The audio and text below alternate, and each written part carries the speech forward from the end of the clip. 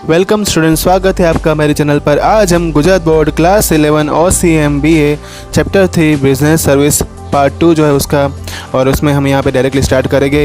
ये इस चैप्टर का पार्ट 1 है। ऐसे टोटल यहाँ पे 2 पार्ट मैंने बनाए हुए हैं, तो हम डायरेक्टली यहाँ पे स्टार्ट करते हैं। पहली स्लाइड में यहाँ पे आ रहा है मीनिंग ऑफ बैंक। तो बैंक का मतलब क्या होता है? तो रिजर्व बैंक ऑफ इंडिया के हिसाब से अगर बात करें तो बैंक एक इंस्टीट्यूट है जो डिपॉजिट को कलेक्ट करता है, किसी को उधार देता है और उसके कंडीशन के हिसाब से वो रिटर्न भी करता है at end of the fix term. मतलब कि जो उसका फिक्स टर्म ख़त्म हो जाता है तो उसको वापस रिटर्न भी करना होता है, और जब भी उन किसी की डिमांड होती है तो उनको वापस वो पैसे देता भी है। तो इस तरह से ये बैंक की यहाँ पे डेफिनेशन है। The institute provide the service of banking is called bank. ऐसे एक इंस्टीट्यूट जो ये सर्विस प्रोवाइड करती है उसको हम क्या बोलते हैं? बैंक बोलते हैं। फंक्शन आ रहे हैं तो बैंक क्या काम करती है? तो बैंक जो है वो डिपॉजिट को एक्सेप्ट करती है, साथ साथ में दूसरी सर्विस भी जो है और दूसरी एक्टिविटी भी बैंक परफॉर्म करती है। वो हमें पैसे इन्वेस्टमेंट करने के लिए और पैसे उधार देने का काम करती है। लेकिन प्रेजेंट टाइम में दूसरे फंक्शन भी वो जो कर रही है उसमें उनके साथ वो बैंक डेवलप भी होती है और दूसरी सर्विस भी देती है। और इमेंस ग्रो जो हो रहा है सर्विस जो बैंक के द्वारा अभी दी जा रही है, मतलब कि ATM कार्ड, ATM सर्विस है, ऑनलाइन बैंकिंग है, ऐसी जो सर्विस मिल रही है तो उसके द्वारा वो अपने कस्टमर पे ज़्यादा फोकस कर रही है कि उनके साथ कोई ऐसा जो है फ्रॉड ना हो। और ये उनका लिस्ट भी बनाती है, जो फंक्शन बैंक के द्वारा रहते हैं उनका लिस्ट बनाकर उस पर वर्कआउट करती है। तो यहाँ पे आ रहा है main function and subsidiary function. तो मेन फंक्शन की बात करें तो डिपॉजिट को एक्सेप्ट करना, कलेक्ट करना, मनी को उधार देना, मनी को इन्वेस्टमेंट करना और इंटर बैंकिंग ट्रांजैक्शन करना है, वो उसके मेन फंक्शन हो गई। सब्सिडरी फंक्शन में क्या आ रहा है? तो फाइनेंशियल ट्रांजैक्शन की यहाँ पे केयर करना, फिर फॉरेन एक्सचेंज करना, फिर लेटर ऑफ क्रेडिट को इशू करना, ट्रैवल चेक जो है उसको इशू करना, ड्राफ्ट सर्विस प्रोवाइड करना, फिर क्रेडिट ऑफ पर्सन जो है उनके साथ साथ उसका इंफॉर्मेशन भी प्रोवाइड करना, और अंडर राइटर जो है वो सर्विस भी वहाँ पे बैंक के द्वारा मिलती है। फिर ATM डीमैट अकाउंट है, सेफ डिपॉजिट वॉल्ट है, ये सभी दूसरी सर्विसेज भी बैंक के द्वारा दी जाती है, वो सब्सिडरी फंक्शन उसका रहता है। अब ये सब बातें यहाँ पे जो है डिटेल में यहाँ पे बताई गई है। तो मेन फंक्शन ऑफ बैंक में मैं आपको यहाँ पे बता रहा हूँ। तो पहला उसमें दिया हुआ है कि to accept and collect the deposit. Bank यहाँ पे डिपॉजिट जो है सरप्लस अमाउंट में एक्सेप्ट भी करती है, बैंक उसका इंटरेस्ट भी प्रोवाइड करती है। बिगेस्ट रिस्पॉन्सिबिलिटी बैंक की यही है कि अपना जो डिपॉजिट होल्डर है उस पर भरोसा जो है उनका बना रहे बैंक के ऊपर, और कस्टमर जो है उसमें जो है मनी ज़्यादा इन्वेस्टमेंट करे, वही उसका टारगेट रहता है। और दूसरी बात कि बैंक जो है वो दूसरी अलग अलग टाइप की डिपॉजिट भी जो है वो अलग अलग डिफरेंट रेट पे देती है। बैंक जो है उसमें अलग अलग टाइप के डिपॉजिट है, उसके लिए अलग अलग यहाँ पे अकाउंट बने हुए हैं। तो अकाउंट में अगर मैं बताऊँ तो पहला है सेविंग अकाउंट, फिर है करंट अकाउंट, फिर रिकरिंग अकाउंट है, फिक्स टर्म अकाउंट है। तो ये बैंक के अंदर अकाउंट रहते हैं। अब दूसरा यहाँ पे है टू लैंड मनी, मतलब कि बैंक जो है हमें पैसे उधार भी देती है। तो यहाँ पे जो उधार देने का काम है बैंक का वो हमेशा जो रहता ही है, और बोरोवर जिससे पैसे वो कलेक्ट कर रही थी और साथ में बैंक जो है वो डिपॉजिट एक्सेप्ट भी कर रही थी और उनको इंटरेस्ट भी प्रोवाइड कर रही थी। तो यहाँ पे बैंक को लॉस हो रहा था, लेकिन सामने जो है बैंक जब उधार देती है जिन पीपल को, मतलब जिन लोगों को ज़रूरत रहती है उनको हाई रेट पे वो इंटरेस्ट जो है पे करना पड़ता है। मतलब कि जो भी डिपॉजिट होल्डर लोन लेगा वो बैंक को ज़्यादा यहाँ पे इंटरेस्ट रेट पे करेगा, यही बैंक का प्रॉफिट है, और उसी के ऊपर पूरी बैंक जो है उनके यहाँ पे कर्मचारी को तनख्वाह यानी कि सैलरी मिलती है। लेकिन एक बात भी हमें याद रखनी है कि यहाँ पे इंडिया में बैंक जो है वो बैंक गवर्नमेंट भी है और प्राइवेट सेक्टर की भी है। तो यहाँ पे सैलरी का जो डिसीजन है वो गवर्नमेंट खुद लेती है, और प्रॉफिट भी जो है वो गवर्नमेंट के अंडर में ही जाता है। थ्रू अ लोन, यहाँ पे बैंक जो है वो लॉन्ग टर्म या शॉर्ट टर्म की जो है हमें लोन प्रोवाइड करती है। यहाँ पे अलग अलग टाइप के हाइपोथिकेशन जो है ज़रूरी होता है। हाइपोथिकेशन का मतलब यहाँ पे है कि सामने हमें कुछ गिरवी रखना पड़ेगा तभी हमें बैंक लोन देगी। कोई कोई केस में हमें गिरवी नहीं रखना पड़ता है, क्योंकि जो सरकारी कर्मचारी रहते हैं उनको अलग ही टाइप का जो है बैंक का प्रोसेस होता है, और प्राइवेट सेक्टर में उनका प्रोसेस अलग होता है। तो कहीं पे ज़रूरी होता है, कहीं पे ज़रूरी नहीं होता है। इंडस्ट्रियलिस्ट, इंडिविजुअल जो है और कोई ग्रुप है, यहाँ बिजनेसमैन है, सबको यहाँ पे बैंक जो है वो लोन देती है, लेकिन सामने डिमांड भी करती है कि उनको ये गारंटी भी रखनी पड़ेगी कि उनको लोन वापस रिपे करना पड़ेगा। अभी जो लोन अवेलेबल है वो होम लोन अवेलेबल है, कार लोन अवेलेबल है, एजुकेशन लोन, फिर cash credit, machinery loan, gold है, पर्सनल है, सभी में लोन अवेलेबल है। By overdraft and cash credit, तो यहाँ पे करंट अकाउंट होल्डर है वो क्या करता है, मनी जो है विड्रॉ करता है और उसके अकाउंट में जो बैलेंस रहता है वो उससे ज़्यादा वो विड्रॉ करता है, तो वो एक पर्टिकुलर प्री डिटरमाइंड लिमिट होती है और उनका जो ड्यूरेशन होता है वो भी थोड़ा शॉर्ट ड्यूरेशन रहता है, तो इसको बोलते हैं ओवरड्राफ्ट। अगर ओवरड्राफ्ट का ड्यूरेशन जो है छोटा रहेगा और अगर ड्यूरेशन जो है पहले से ही प्री डिटरमाइंड रहता है तो उसको कैश क्रेडिट बोलते हैं। टू इन्वेस्ट, बैंक हमें कभी बेनिफिट नहीं दे पाती अगर वो कहीं पे अच्छे से इन्वेस्टमेंट नहीं कर पाती या तो वो किसी को लोन नहीं दे पाती।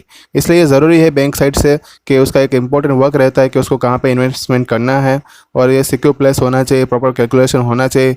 बैंक जो है वो मोस्टली जो सम परसेंटेज उसका रहता है टोटल डिपॉजिट का वो गवर्नमेंट सिक्योरिटी में से या तो जो रूल्स होता है आरबीआई का उसके हिसाब से वो इन्वेस्टमेंट करती है और उसका जो रेट ऑफ इंटरेस्ट रहता है वो लो रहता है।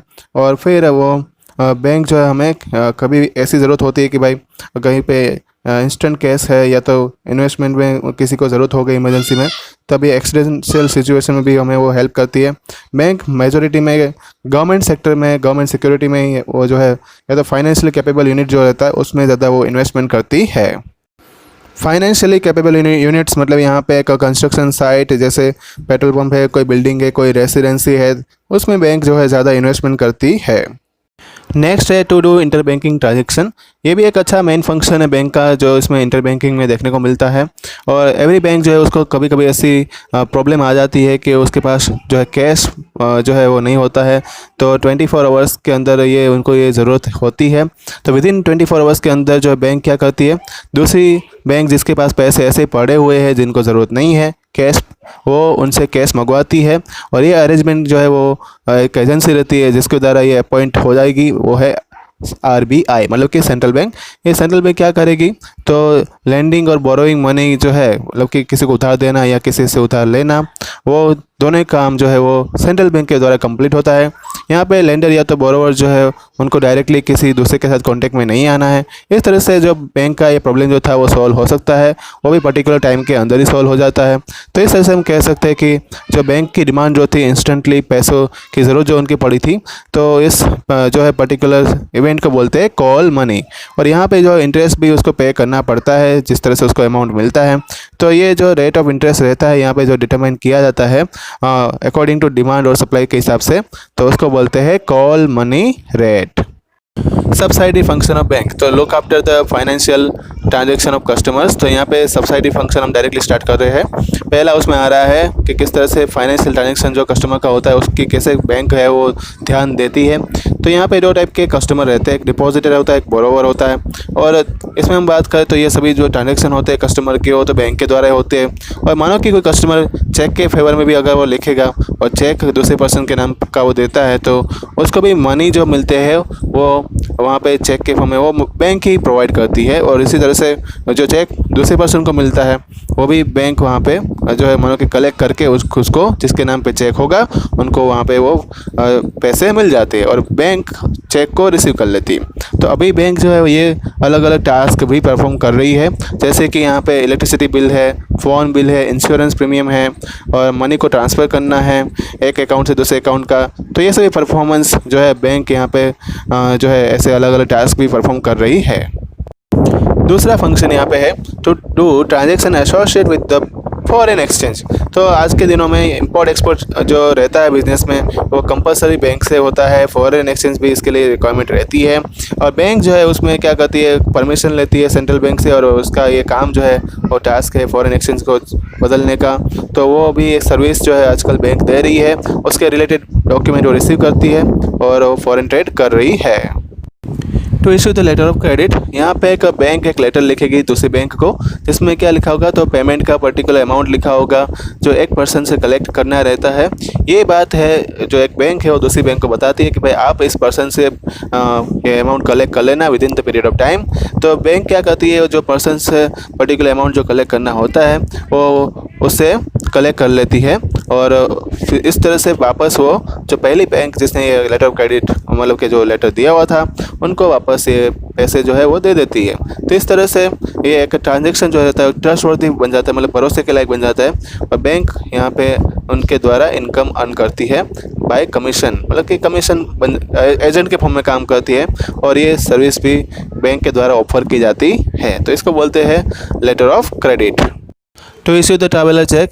इन प्रेजेंट टाइम बहुत ज़्यादा लोग जो है ट्रैवलिंग कर रहे हैं और साथ में जो है एक चेक लेके जाते हैं जिसको बोलते हैं ट्रैवलर चेक।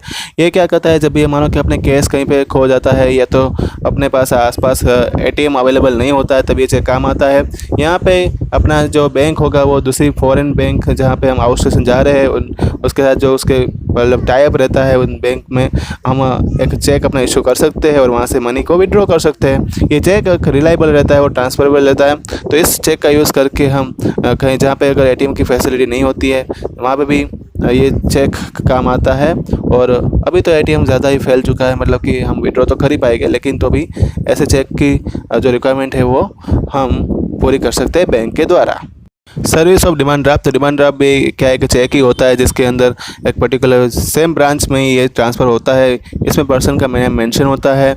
यहाँ पे क्या होता है कि एक बैंक जो है वो पर्टिकुलर उसमें लिख के देती है पर्सन का नेम, और ये पर्सन दूसरी जगह जाके जो है उनको मनी रिसीव करना होता है दूसरी बैंक में से। तो यहाँ पे ये रिक्वेस्ट रहती है कस्टमर की, उसके हिसाब से बैंक जो है वो दूसरे जगह जहाँ पे प्लेस यानी कि जहाँ पे वो जिसको जाना है और उस जगह का नाम या तो पर्टिकुलर इंसान का नंबर जो है मतलब उसका नेम है वो उसमें लिखा होता है, और वहाँ से हम वो चेक जो है मतलब कि जो रिसीव कर सकते हैं। और उसमें अमाउंट भी लिखा होता है और अमाउंट जो है वहाँ से उसको मिल जाता है और बैंक को इसके थ्रू कमीशन मिलता है। अगर ये जो ड्राफ्ट है वो पर्टिकुलर सिटी के अंदर ही रहेगा, मतलब दूसरी जगह नहीं जाता है, हम अपने सिटी में ही अगर इसको फिर से विड्रॉ कर रहे हैं तो उसको पे ऑर्डर कहते हैं, डिमांड ड्राफ्ट नहीं कहते हैं। To provide the information related to credit of the person associate with bank. तो यहाँ पे बैंक जो है वो फाइनेंशियल ट्रांजेक्शन जो होते हैं उसके में जो कस्टमर रहते हैं उनकी कैपेबिलिटी के बारे में उसको पता होता है। कोई फर्म या इंस्टीट्यूट जब भी इंफॉर्मेशन जो प्रोवाइड करती है और बैंक के द्वारा उनकी इंफॉर्मेशन दी जाती है ये रिलायबल होनी चाहिए। और दूसरी बात के जब भी क्रेडिट ट्रांजेक्शन होते हैं मतलब कि जब लोन दी जाती है तो उसमें फर्म या तो इंस्टीट्यूट जो है उनको वापस क्या होता है कि चेक करनी होती है कि वो क्या उस लोन को पे कर पाएगी या नहीं कर पाएगी।